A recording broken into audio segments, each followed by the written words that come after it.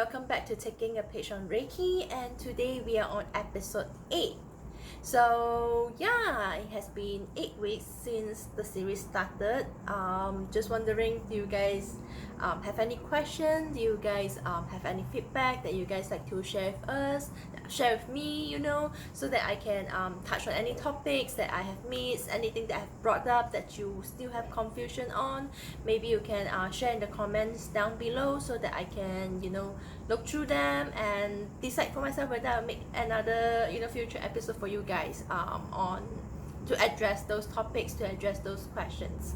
But yes, today on the episode 8, okay, we are actually going into the topic of Reiki Master Teacher, or more specifically, I have written down like tips that I wish other has given me when I struggling to take that leap to be a Reiki Master Teacher.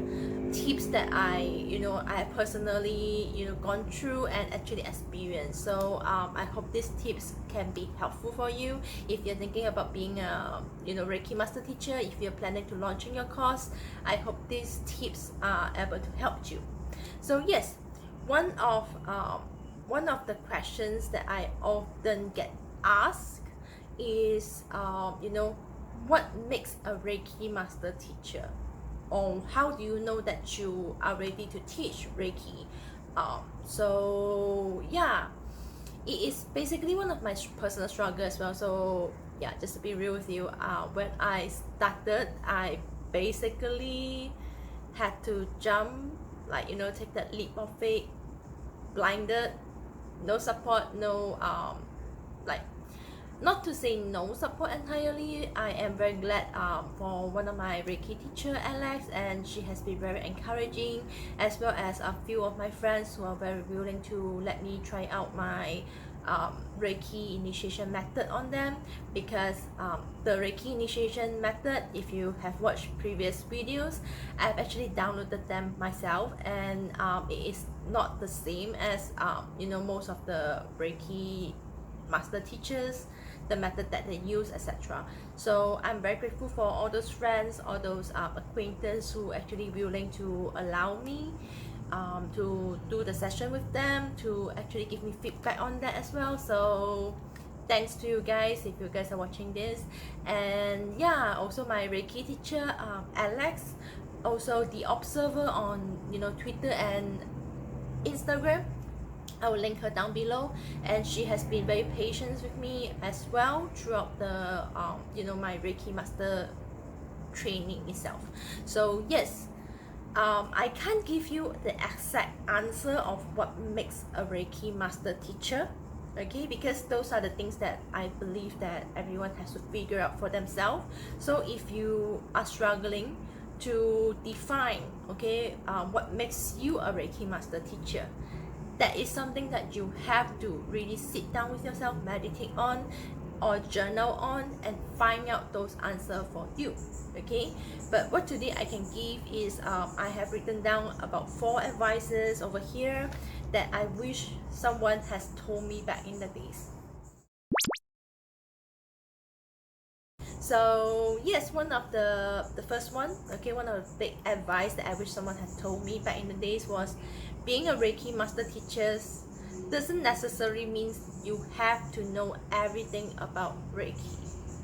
So yes, this is a big one. This is one that prevents a lot of people from taking that leap to becoming a Reiki Master Teacher, okay? But I have to be honest, even after a year of being a Reiki Master Teacher, okay, this is my 2nd year of being a Reiki Master Teacher, or is it? This is, yeah, I'm still on the 2nd year, going to the 3rd year. So yeah, so yes, even after this long, I still don't know many things about Reiki. I don't know a lot about other Reiki system. For example, like I'm not well versed in Karuna Reiki, Elemental Reiki, Tibetan Reiki, Water Reiki, etc. I am not versed in them, and I currently have no plan on studying them, okay, because I find that Usui Reiki has helped me and it is working for me. It's not to say that in the future I will never go and find a teacher and learn them, but at this moment I am not really looking into them as well. So with that, okay, I do not know much about them, okay, apart from a few that I actually learned, like some of the symbol for Tibetan Reiki, because one of my teachers actually taught us. But other than that, I don't really have a lot of knowledge on. Okay, other than that, there is a lot on Reiki history that I'm still not very clear on, that I'm not very versed on. So yeah, with like that is just that, like, you know, on the Reiki history, there's a lot of things that is being mistranslated, and there's a lot of story that is not really matching to the origin. So to really understand, to really know everything, we actually have to, you know, go to the Japan and actually learn from a Japanese teacher, or you know, to join into the maybe it's like Gendai Reiki Association. Maybe we will get to learn a little bit more, but most of the material we'll get is in Japanese, so it is still going to take a while for me to learn everything. But yes, you don't have to know everything about Reiki to be a Reiki Master Teacher. So the key to being a Reiki Master, in my opinion, is that you have to have a good understanding of Reiki. You have to have a good grasp of what Reiki can do, of what the traditional methods are, of what the lessons are, you know, from all the things that you have learned from Reiki itself. You have to have that firm foundation.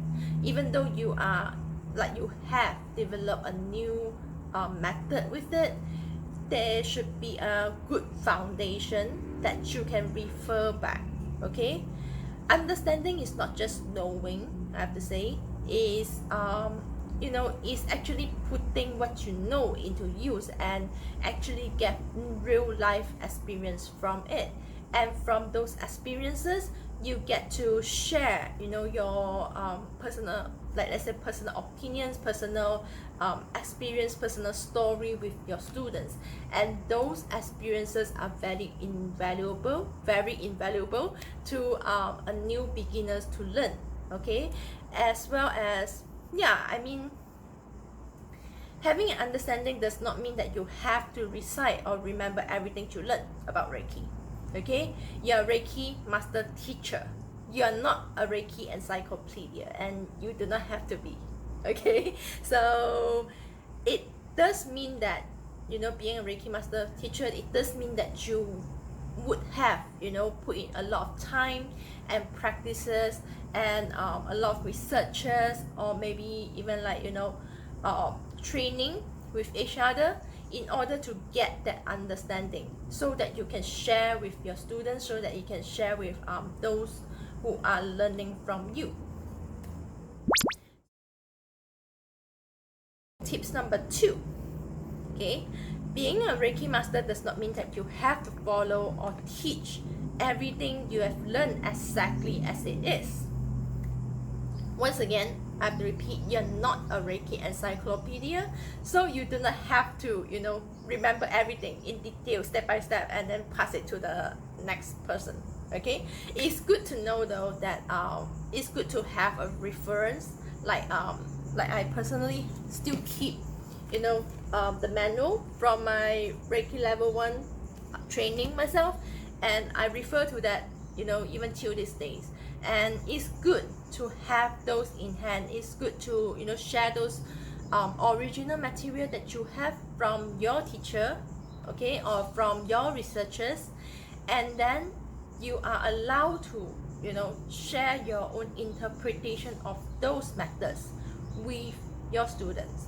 Like, always, you know, share the origins, share the tradition, and also share those you know, those outer methods, those changes you have made. Share them with your students so that they will get an encouragement on finding their own way themselves too. Because once again, Reiki is not meant to be stagnant. It is meant to grow with us. It's meant to process proceed with times, okay, and improve in time. It meant to, continue, moving forward, continue developing with us as we are advancing into the future. So the third tips, okay, so the third tips is I think it's very important for us to respect and remember the tradition, but no, we don't have to follow everything to the T. Once again, Reiki is, it's supposed to grow with us. It's supposed to advance as we advance, okay? And there will be practices in the traditional method that might not fit, in the days like right now, in the 21st century. There might be things that once was okay to practice, but it might not be practical. It might not be ethical to practice right now. Okay, so allow Reiki to change. Allow yourself to innovate new ways of working with Reiki, as well as pass those innovation to your students, so that they will be able to find their own new ways to work with Reiki themselves. And yeah, like Reiki is the way it is today because the Reiki Master Teachers that came before us, willing and daring to innovate. Okay, Reiki basically just have quite a short history. It's just 100th anniversary back in March.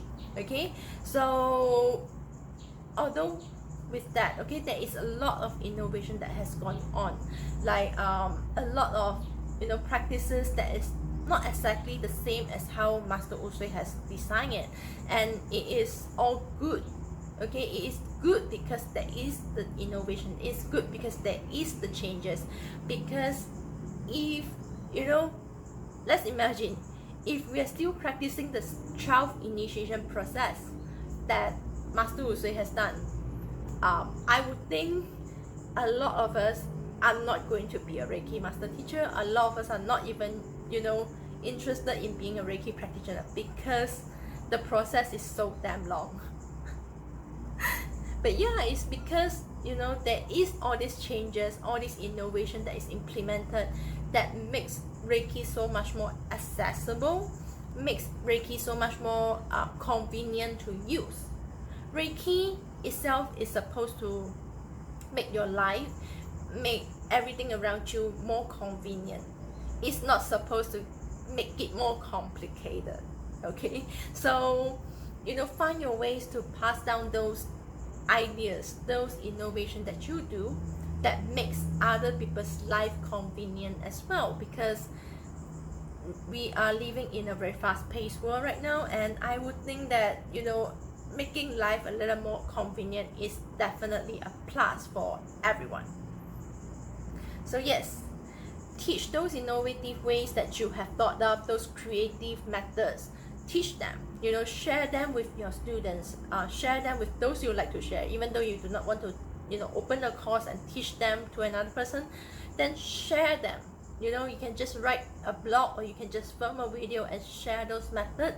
And I believe everyone who either really practicing Reiki or they are looking into finding a better way to work with energy, they would really appreciate that. So understand that when you are sharing your outer methods or your own innovation, your new methods to your students, it not just encourage the person to to be innovative themselves, but it also show them that there is this versatility of Reiki, that Reiki can work with the person. It's not like they have a fixed rule that if you do not follow them, you get punished for it. There's no such thing in energy work. Okay, and yeah, like share your story with Reiki.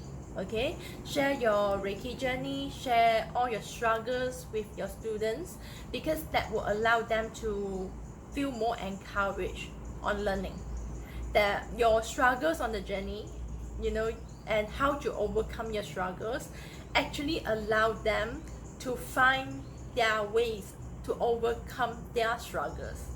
Yes, as well as, yeah, like I do think that a lot of us need, like, we do not need perfect people, we do not need perfect Reiki teacher, we do not need perfect Reiki practitioner. We already have the assumption of, those practitioners, those Reiki master teachers are perfect. We need someone who actually, show the imperfection, so that we can actually learn from that imperfection space. Because practicing Reiki, being a Reiki master teacher, is not about being perfect. It's not about putting up a nice face but internally struggling silently. It's not about that. When you are real, when you are actually showing those vulnerability with your students can learn more from you. Tips number 4. Remember that you are not solely responsible for your students' progress. They play as big a role, if not bigger a role, in their progress than you do. This is definitely one of the tips that I wish I would have received, let's say maybe a year back. Okay, because I do take a lot of things kind of like personally, but yes, this is very important to remember. You are not solely responsible for your student progress. Just like just like if you, or let's say your children, fail at math, it's not entirely the teacher's fault for not teaching math properly. There could be 1,000 million more reasons for that. It could be, you or your child is not interested in math at all, or that is a theory that is hard to grasp, or you are just not math forward. You're just not someone who is good at math, and hence no matter how good the teacher is at explaining those theory to you, you are just not getting it. Maybe that's the case. Maybe you are distracted. Okay, there are so many other reasons that can contribute to a person failing at math, and it's not entirely the teacher's fault, unless the teacher is not teaching anything, or teaching all the wrong theories or wrong method for you to use to solve the math question. Okay, so yeah, it's like, take that load off you, take that burden off yourself. You're not solely responsible for your students' progress, because there could be 1,000 million more reasons for them to not make a big or as fast a progress as you do. Okay, everyone have their own pace and everyone have their own niche, so it is up to the person to really find what actually works for them. Okay, some people might work, like, let's say, different teaching style. Some people might works with let's say a live video call is good for them, one-on-one, and they learn better that way. Some might actually learn better with recorded media that they can rewatch and then they can take notes. Some people might be better with in-person courses where the teacher is right in front of you showing you all the steps, etc. So it depends on the person. Okay, I would say depends on the person and their learning style. It could also be when the person is with auditory learning style, visual learning style, or practice like hands-on learning style. It's all different. All of us are built differently, and it is up to the individual to actually find a teacher and a course that fit them. Okay, so yes, as long as you did your best and offer your student all that you know, okay, all that you understand, and given them enough resources to success, the rest of the burden is, not to say burden, the rest of the responsibility is on them. So don't feel like you have to carry that responsibility with you, because you are not the sole responsibility for their success. They are. Whether they are putting in the time to practice, whether they have a lot of self-doubt standing in their ways, that is something that they have to solve themselves. sometimes maybe with the encouragement of a teacher, it would be great, you know, they will be solving all of them easily. But a lot of times I would say like the person who is learning play as big a role as the person who is teaching. This is also why I, you know, in a previous point I mentioned that we should, you know, we should share our new methods, but also give them, you know, the traditional method, like those resources you have yourself. You should share them with your students, or you know, share them with the person you're teaching. You should also share them with them, because with that they can actually interpret maybe a better ways for them to utilize the energy. Okay, you give them that room of freedom, that room for creativity, and I would say that that is the best gift you can give a students to learn for themselves. You're here to guide your students. You're not here to, you know, drag them where you need to go. They have their own path, and sometimes it would take them, you know, some other twists and turns to find, you know, their personal path. So yeah, I would say like, you know, just try your best. Okay, you're not perfect. There is no perfect Reiki master teacher out there. Like, I'm not perfect. I would say like, you know, you don't have to be perfect. You don't have to hold on that, you know, that high standard for yourself, because mistake, okay, is actually going to help you and your student to learn so much better. As a tip 5, okay, yes, if you would like to know whether you like to teach and what would you like to teach, okay, I would highly recommend you to, you know, sit down with yourself, maybe with a notebook, and start writing down your raw ideas. Maybe it's just like with your laptop, and you just start typing out, you know, the lesson plan, etc., and find out your niche, find out what is unique to your own teaching. Okay, I would always encourage people to find their own unique things to teach, instead of just you know, following the resources that they have. Like, I can share, you know, to the T, step by step, from what I've learned from my previous teachers, but that means that I am actually teaching their lessons to you. I'm not teaching what I've learned to you, you know. So sit down with yourself, find out what you have learned, find out what makes your course, what makes your lessons unique, and how can it help another person. I think that would, like, you know, make a good course, like, based on that. What makes a good Reiki master teacher?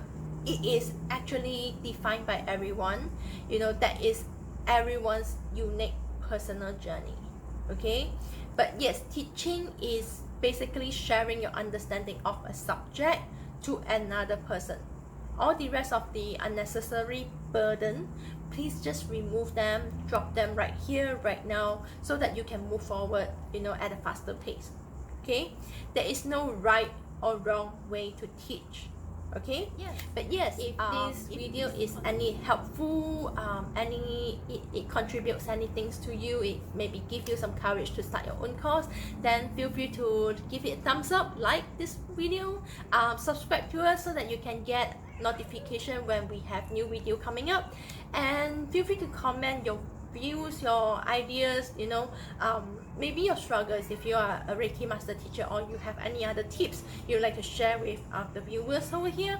Please feel free to comment them down below, and I really appreciate all of you. Thank you so much for joining me here, and looking forward to see you guys next week.